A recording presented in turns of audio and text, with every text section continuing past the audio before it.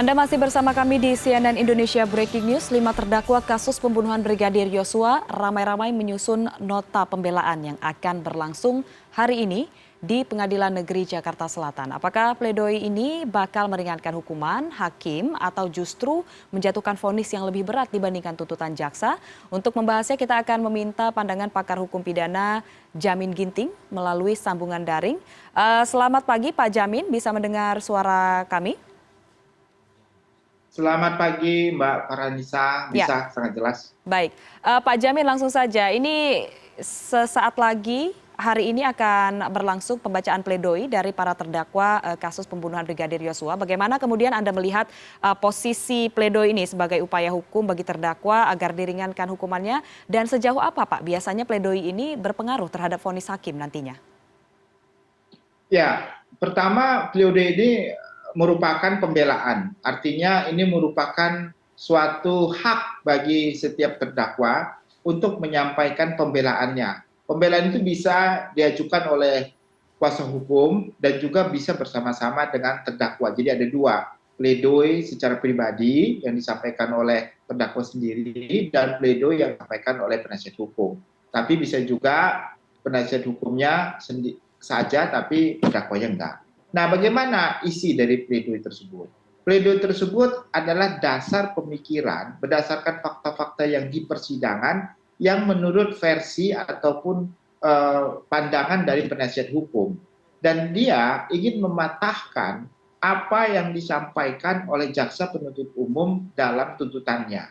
Jadi jaksa penuntut umum itu memasukkan fakta-fakta hukum yang dia lihat dalam persidangan. Setelah itu dalam tuntutan itu ada analisis terkait dengan fakta dengan unsur-unsur pasal. Contohnya pasal 340 ada analisisnya terkait dengan fakta seperti ini. Lalu dalam pledoi dia ingin membantah, ya, nggak benar yang disampaikan oleh jaksa penuntut umum terkait dengan fakta A, B, C, dan E gitu. Tidak benar unsur-unsur pasal perencanaan, tidak ada perencanaan yang dilakukan oleh Kuat Ma'ruf, contohnya ya, karena dia seorang supir yang hanya ikut saja.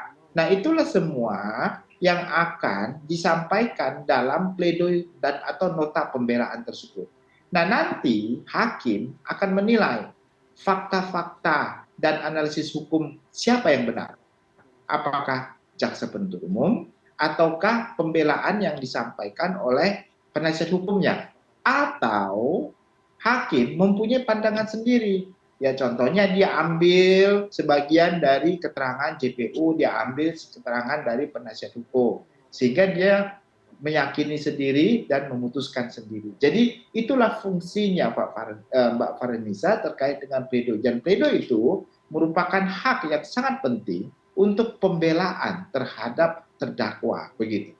Oke, berarti memang ada beberapa poin yang nanti akan dimasukkan ke dalam pledoi sebagai pembelaan begitu ya Pak dari terdakwa ini. Lalu untuk proses penyusunan pledoi ini biasanya dalam kasus pidana apa-apa saja Pak poin yang akan dimasukkan ke dalam pledoi seorang terdakwa? Ya, jadi runtutan terkait dengan pledoi itu pertama dia pasti memasukkan tentang fakta-fakta hukum menurut versinya dia. Karena kan kita ketahui kalau terdakwa kan juga menghadirkan ahli ya, menghadirkan saksi yang meringankan dia, begitu ya. Nah, dari perspektif itu dia berangkat. Lalu yang berikutnya dia akan memandang hal-hal yang menguntungkan dia dari para saksi-saksi yang dihadirkan, begitu. Kalau memberatkan dia nggak akan dimasukkan dalam pledoi. Setelah itu, maka dia akan membuat argumentasi terhadap pasal-pasal yang didakwakan oleh jaksa penuntut umum. Baik, Pak Contohnya Jamin. pasal 340. Pak Jamin, mohon maaf dari sebentar. Ricky Rijal menyatakan, saya kan sudah menolak Pak dari Jamin. awal di saguling. Jadi tidak mempunyai unsur terkait dengan niat. Baik, Pak Jamin, mohon maaf kita tahan sebentar karena kita akan segera bergabung ke Pengadilan Negeri Jakarta Selatan untuk menyaksikan pembacaan pledoi dari terdakwa Kuat Ma'ruf.